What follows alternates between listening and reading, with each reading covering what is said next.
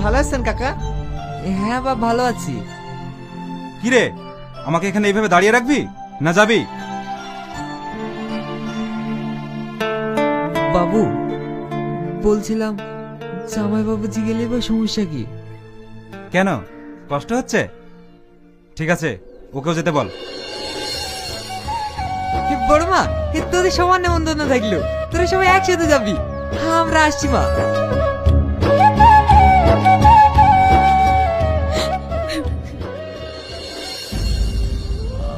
কি হলো, তুমি কাঁদছো কেন?